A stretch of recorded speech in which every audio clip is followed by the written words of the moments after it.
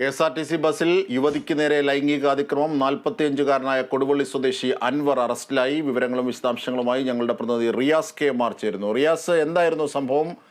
അറസ്റ്റിലായത് മറ്റു വിവരങ്ങളിലേക്ക് കൂടി. അജിംഷാദ്, അതായത് ഈ അറസ്റ്റിനാസ്പദമായ സംഭവം നടന്നത് ഇന്നലെ രാത്രി 11 മണിയോടുകൂടിയാണ്. കോഴിക്കോട് നിന്നും വയനാട്ടിലേക്ക് പോവുകയായിരുന്ന KSRTC ബസ്സിൽ വെച്ചാണ് 22-കാരിയായ പെൺകുട്ടിക്ക് നേരെ ലൈംഗികാതിക്രമം ഉണ്ടായത്. സഹയാത്രികനായിട്ടുള്ള കോഴിക്കോട് കോഴിക്കോട് കൊടുവള്ളി സ്വദേശി ചാവടി അൻവർ എന്ന 45-കാരനാണ് ഈ യുവതിക്ക് നേരെ 22-കാരിക്ക് നേരെ ലൈംഗികാതിക്രമം കാണിച്ചത്. തുടർന്ന് യുവതി തന്നെ ഇയാളെ പിടികൂടി പോലീസിൽ ഏൽപ്പിക്കുകയായിരുന്നു.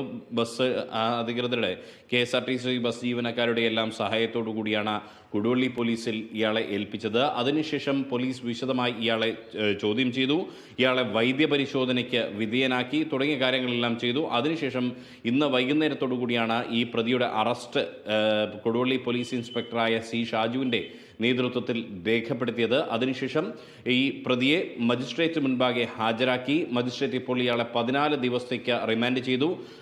IPC 354 അടക്കമുള്ള വകുപ്പുകൾ ചുമത്തിയാണ് പോലീസ് ഇയാൾക്കെതിരെ കേസെടുത്തിരുന്നത്. എന്തായാലും കോഴിക്കോട് സൗത്ത് കൊടുവള്ളിയിൽ ബസ് എത്തിയപ്പോഴാണ് ഈ ലൈംഗികാതിക്രമം ഉണ്ടായത്.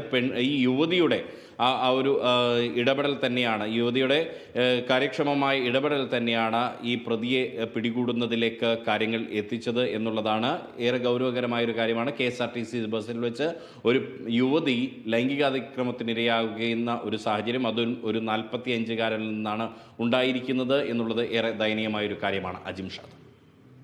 ശരി, റിയാസ് കെ മാറാണ് വിവരങ്ങൾ വിശദാംശങ്ങൾ നൽകിയത്.